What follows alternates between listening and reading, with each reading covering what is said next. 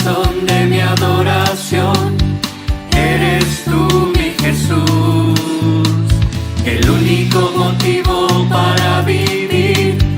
Eres tú, mi Señor, mi única verdad está en ti. Eres mi luz y mi salvación, mi único amor. Eres tu Señor y por siempre te alabaré. Tú eres todo poderoso, eres grande y majestuoso, eres fuerte, invencible, y no hay nadie como tú.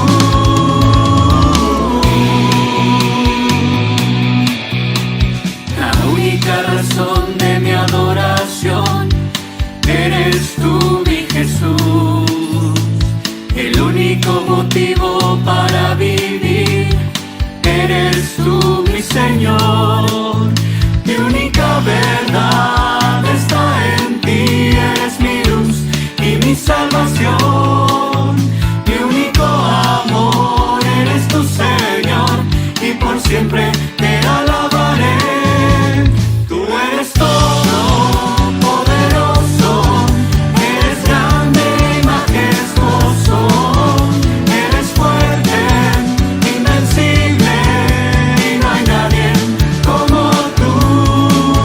Tú eres todo poderoso, eres grande y majestuoso, eres fuerte, invencible, y no hay nadie como tú. Tú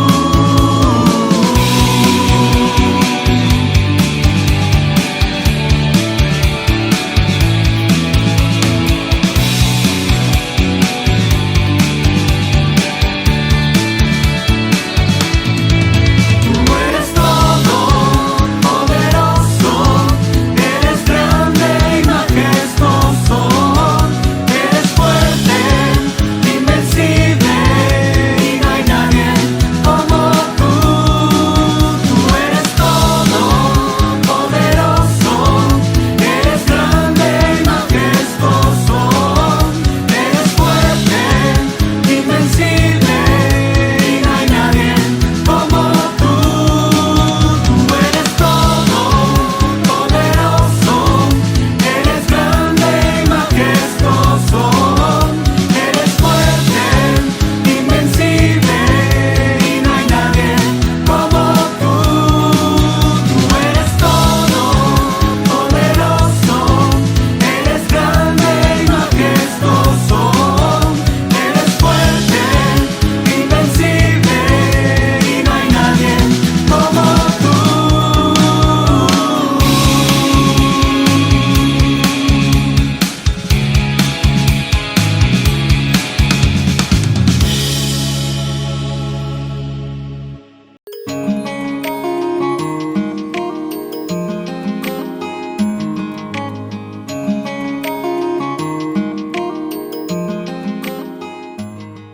Estamos en el tema cuando el cristianismo era nuevo. Este libro nos ha ayudado mucho para afianzar nuestras convicciones, para poder entender cómo la iglesia puede desviarse, cómo la iglesia puede mantenerse firme en una sola línea doctrinal, una sola línea de acuerdo a la palabra de Dios. Nuestro tema hoy se llama Tinieblas. Esta es la cuarta sesión de este libro y vamos a desarrollar este tema que es triste verlo en la historia, pero es un tema que continúa repitiéndose hoy en día. Acompáñame a orar. Señor, muchas gracias, Padre, porque nos permites fortalecernos, nos permites tener convicciones claras, fuertes, firmes en su palabra.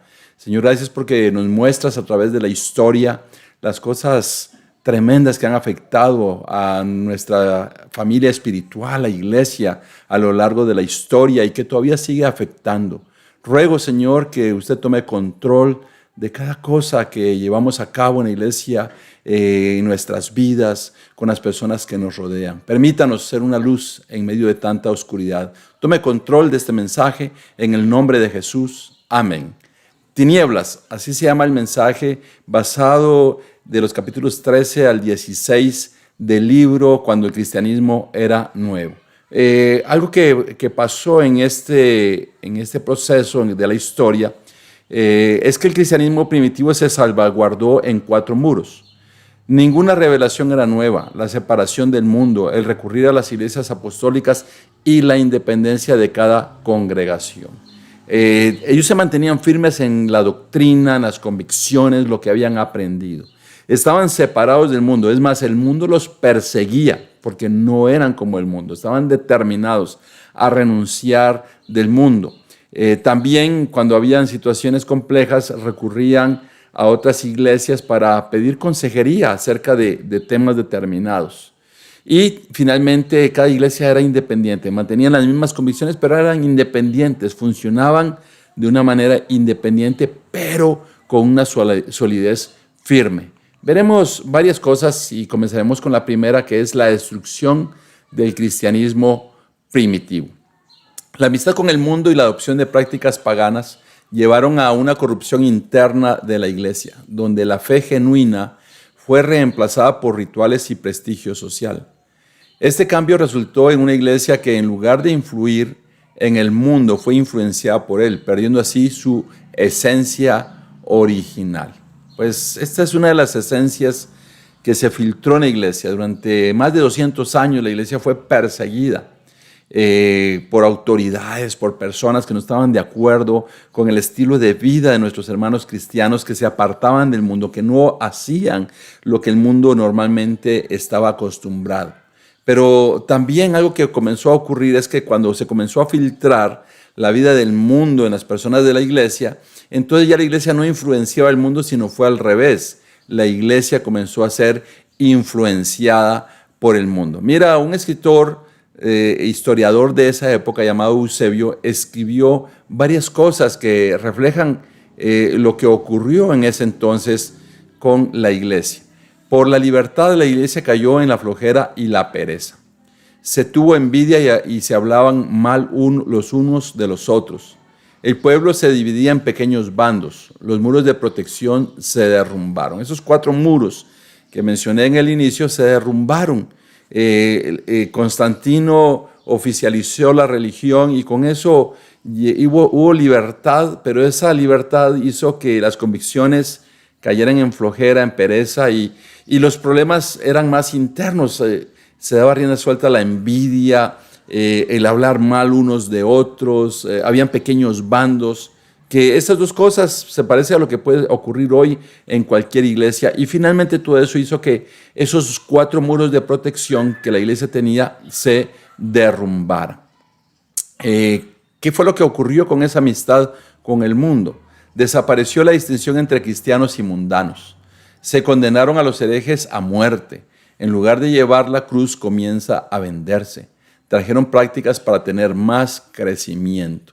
Bueno, ya no había tanta diferencia como hoy mismo. Hay personas que están dentro de la iglesia, ellos mismos se ven a sí mismos como cristianos, pero viven como el mundo. Entonces eso ocurrió, ya no había distinción de quién era cristiano y quién era mundano.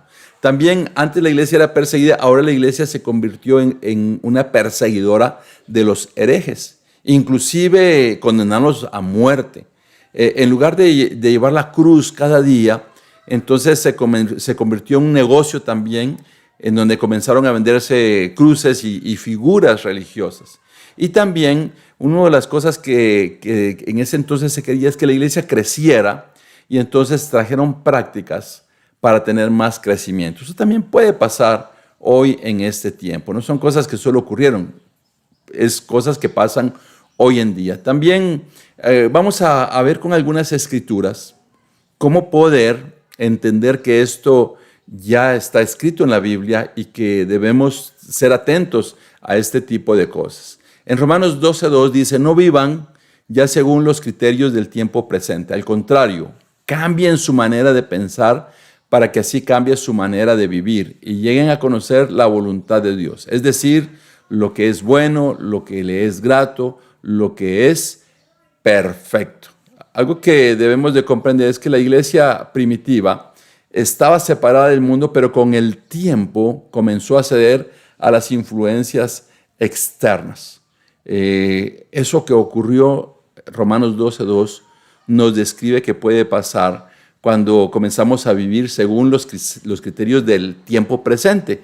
Para ellos el tiempo presente, ese tiempo mundano, entró dentro de la iglesia, y hoy todo lo que vivimos a nuestro alrededor en este tiempo presente también puede influenciar de una manera negativa en la iglesia. Podemos cambiar la voluntad de Dios para ya hacer la voluntad del mundo. Primera de Juan 2:15 dice: no amen al mundo ni lo que hay en el mundo. Si alguno ama al mundo, no ama al Padre. La iglesia comenzó a comprometer su santidad, a buscar aceptación en la sociedad. Como la religión se oficializó, muchas personas comenzaron a ingresar, pero sin un arrepentimiento y una conversión espiritual. Entonces comenzó a comprometer la santidad. Muchas personas ahí dentro de la iglesia, pero viviendo como en el mundo. Eso pasa hoy en día. Hay tanta seducción del mundo, y dice la Biblia que si uno ama al mundo, no ama al Padre. Así de grave es la realidad. Y la segunda cosa de las que vamos a ver hoy es lo que ocurrió también en ese entonces, que hizo un concilio. Las iglesias estaban fracturando, se estaban dividiendo tanto que el emperador Constantino decidió hacer un concilio para poder pensar de la misma manera, en el cual él era el líder de ese concilio. Eso fue en Nicea en el año 325 después de Cristo, convocado por el emperador Constantino. Buscaban unificar la doctrina cristiana, pero centralizó la autoridad eclesiástica. Se establecieron credos universales y se otorgó poder a ciertos obispos sobre otros, erosionando la independencia de las congregaciones locales.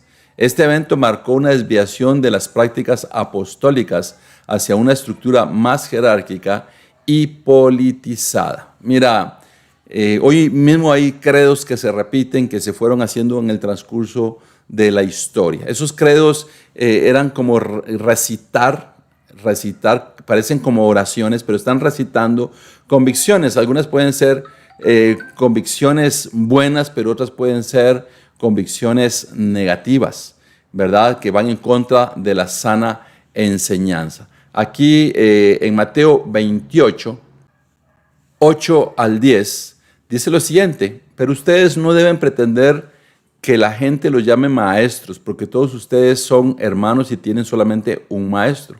Y no llamen ustedes padre a nadie en la tierra, porque tienen solamente un Padre, el que está en el cielo. Ni deben pretender que los llamen guías, porque Cristo es su único guía. La estructura de liderazgo de la iglesia primitiva era sencilla y descentralizada, pero luego se convirtió en jerarquía. Eso fue lo que ocurrió en este concilio. Se sometieron iglesias a otras, a algunos se les dio títulos, comenzaron a llamar padres a los líderes, y eso es lo que vino a afectar el funcionamiento. Eso era terminar de derrumbar esos muros que habían, sobre los cuales estaba construida la iglesia primitiva. Entonces, Mateo es muy claro, donde Jesús está diciendo que no llamemos maestros a nadie, que no llamemos padre, guías, porque solamente Jesús es el guía. Entonces, esa estructura, ya que era una estructura sencilla, funcionaban independientemente, ahora se sometieron a una jerarquía, bajo solamente alguien que gobernaba todas las iglesias. Dice Marcos capítulo 7, versículos 7 al 8. De nada sirve que me rindan culto, sus enseñanzas son mandatos de hombres, porque ustedes dejan el mandato de Dios para seguir las tradiciones de los hombres. La imposición de los credos y tradiciones humanas en Nicea desvió la fe original.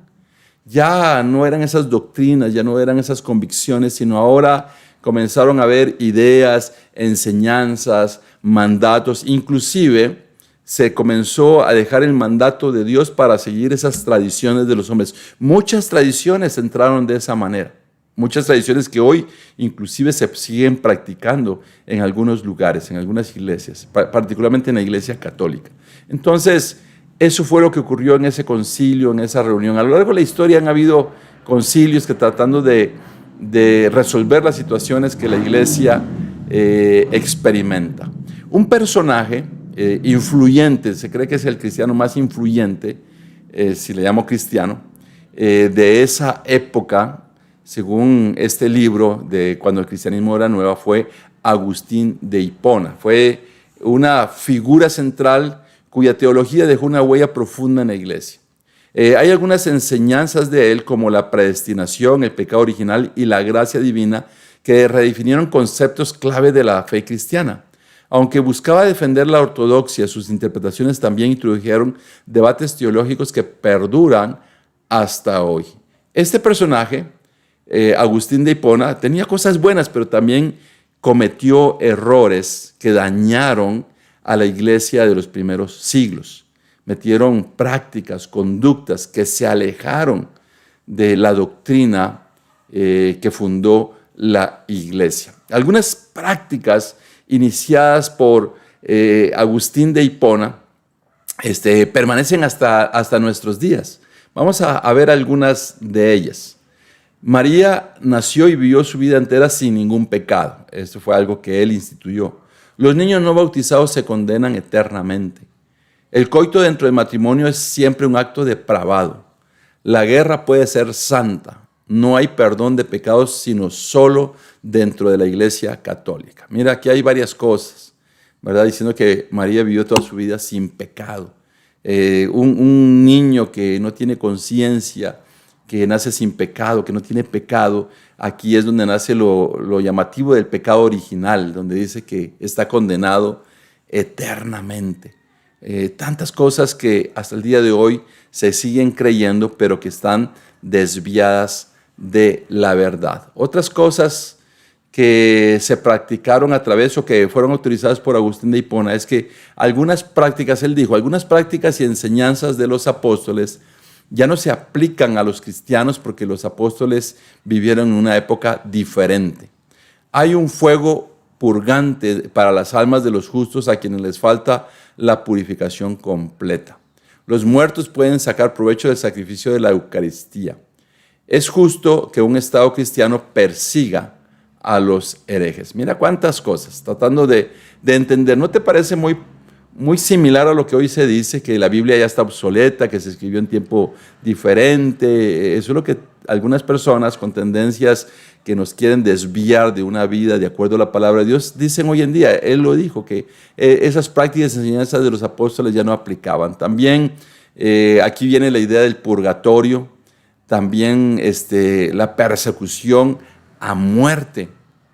Imagínate, de los herejes, los que estaban en contra de la iglesia. La iglesia, de ser perseguida, ahora pasó a ser perseguidora de sus opositores. Por eso es que hay tantas cosas terribles que a lo largo de la historia ocurrieron en persecución y asesinato de personas que estaban en contra de los pensamientos de la iglesia que gobernaba en ese entonces. Leeremos aquí en Colosenses capítulo 2, versículo 8.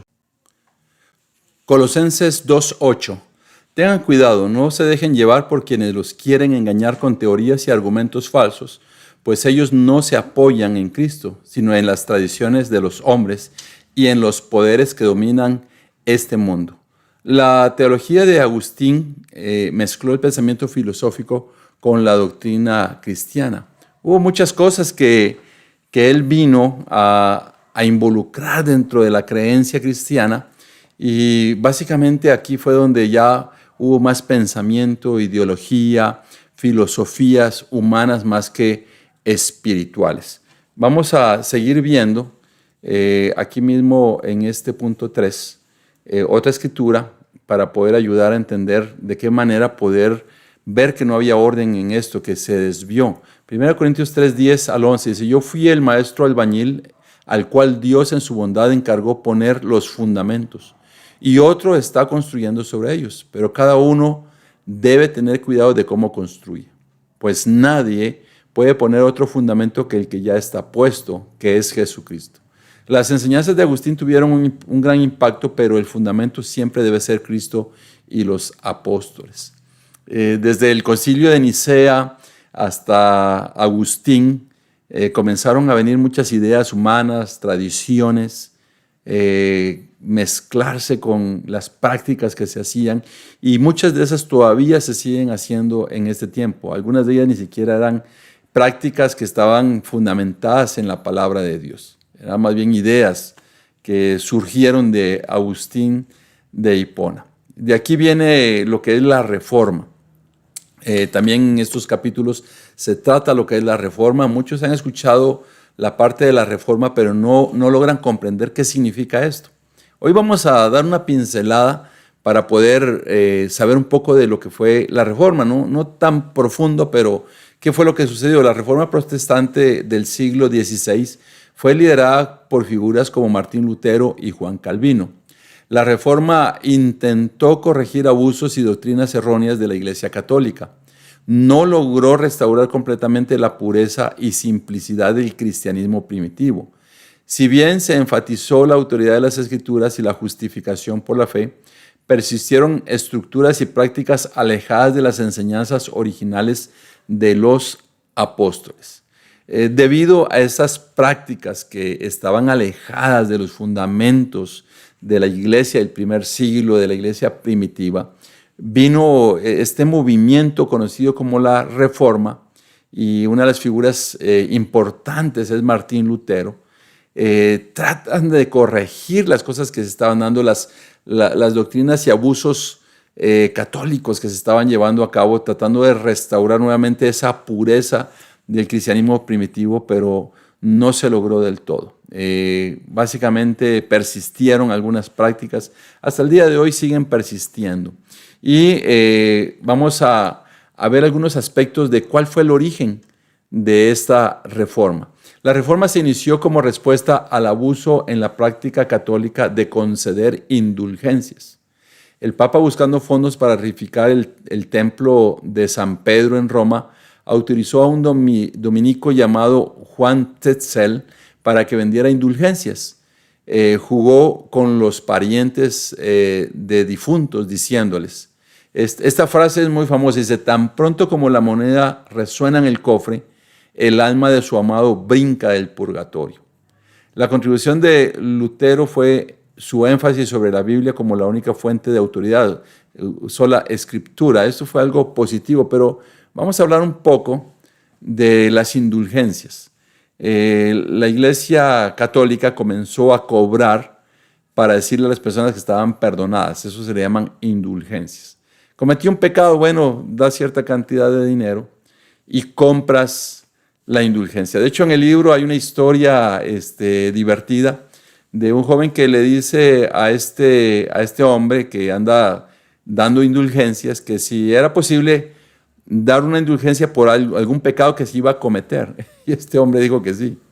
Entonces él dio ofrenda por un pecado que iba a cometer. Y lo que sucedió con otro grupo de personas, a este hombre, cuando llevaba el dinero de las indulgencias, lo asaltaron. Y era este hombre, pero ya estaba perdonado, porque él ya había pagado por ese pecado que estaba haciendo. Entonces, esto fue algo que definitivamente movió, como otras prácticas que venían desde Agustín de Hipona, movió el hecho de poder reformar la iglesia, lo cual se buscaba, pero unas cosas eran los abusos que se estaban cometiendo, y particularmente la venta de indulgencias. Imagínate dar dinero por alguien que haya muerto y ya salía del purgatorio inmediatamente a través de esa ofrenda que se diera. Así que ese tipo de cosas, se edificaron templos a través de indulgencias, a través del dinero que se les pedía.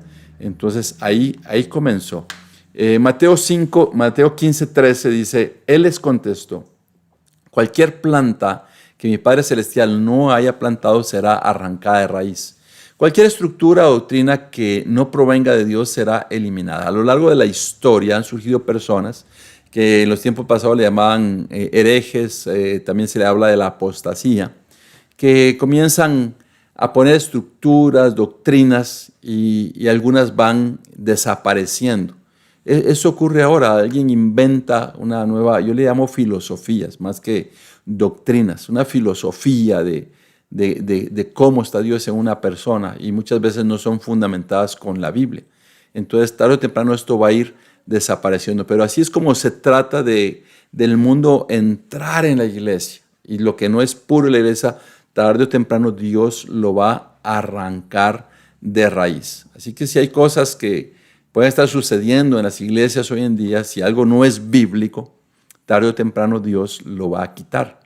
porque esas son las luchas que venían y son las luchas que acontecieron en el proceso de la iglesia a través de estos siglos. En Apocalipsis capítulo 21, versículo 2 al 4 dice: pero tengo una cosa contra ti, que ya no tienes el mismo amor que al principio. Por eso recuerda de dónde has caído. Vuélvete a Dios y haz otra vez lo que hacías al principio. Si no, iré a ti y quitaré tu candelabro de su lugar, a menos que te vuelvas a Dios. Algo que debemos de comprender con todo esto que estamos aprendiendo es que la iglesia debe volver a su primer amor y no conformarse con reformas superficiales. De hecho, esto es lo que le está diciendo aquí Jesús al apóstol Juan a través de este capítulo, que la iglesia vuelva a su primer amor. Vuélvete a Dios significa arrepentimiento. Debemos de practicar el arrepentimiento. Muchas de las cosas que afectan a la iglesia son cosas del mundo que han entrado a la iglesia, comportamientos del mundo, partidismos, divisiones. Todo esto comienza a afectar a la iglesia y lo que la iglesia tiene que hacer es nuevamente poner atención a lo que Dios espera de su pueblo. Un pueblo que viva de acuerdo con su voluntad, ese primer amor. Concluimos con varias cosas importantes. Tenemos que mantenernos fieles a las enseñanzas originales de Jesús y los apóstoles. Por eso tenemos que ir a la Biblia, por eso tenemos que ser estudiosos. Y no solamente estudiosos, sino también personas que practicamos las enseñanzas de Dios. La historia demuestra que cuando la iglesia busca el favor y la aceptación del mundo, corre el riesgo de comprometer su mensaje y misión. Eso fue lo que pasó cuando se oficializó la religión con Constantino, y eso puede pasar hoy, acomodarnos de acuerdo a cómo el mundo esté actuando. También como discípulos de Jesús tenemos que evaluar constantemente nuestras prácticas y doctrinas a la luz de las Escrituras, asegurando que nuestra fe no sea moldeada por las corrientes culturales, sino por la verdad del Evangelio. También al considerar estos desafíos históricos, somos llamados a una renovación personal y como iglesia, buscando una relación auténtica con Dios y viviendo de manera que refleje el amor y la santidad que caracterizaron a la iglesia en sus inicios. Hay muchas cosas que pueden afectar a las iglesias. Quizás voy a citar algún ejemplo. Hoy personas están buscando iglesias que tengan una proyección espectacular, aunque no tenga fundamento bíblico muchas veces. Que tenga un audio espectacular, un edificio espectacular, pero lo que necesitamos entender, puede existir todo eso, pero si no existe el fundamento bíblico, realmente las personas están buscando algo que les llama la atención, pero no algo con lo que puedan estar viviendo. Entonces, ese tipo de cosas, la ideología de género, por ejemplo, que la iglesia se adapte a la ideología de género, utilizar una palabra que trataron de usarla para doblegar las convicciones bíblicas como la tolerancia. Son intolerantes, en la iglesia son intolerantes, entonces teníamos que tolerar todo tipo de pecados, todo tipo de cosas que van en contra de la palabra de Dios, usando la palabra tolerancia. La pregunta es, si piden tolerancia de la iglesia, de las comisiones cristianas, la pregunta es, ¿por qué no nos toleran a nosotros con ese estilo de vida? Eso se parece un poco más a la persecución que nos persiguen por nuestras convicciones, y lo peligroso es que algunas iglesias comiencen a torcer ya la doctrina bíblica diciendo, sí, es que son cosas de otro tiempo, ahora tenemos que ser diferentes. Entonces se parece mucho a lo que decía Agustín de Hipona, que las enseñanzas de los apóstoles eran de otra época, de otro momento. Así que todo esto que hemos aprendido realmente nos enseña las tinieblas que pasó en la historia de la iglesia, pero que todavía puede seguir pasando cuando se hace a un lado el fundamento bíblico y entran más pensamientos, ideologías, filosofías y maneras de actuar humanas, más que espirituales. Un fuerte abrazo. Feliz noche.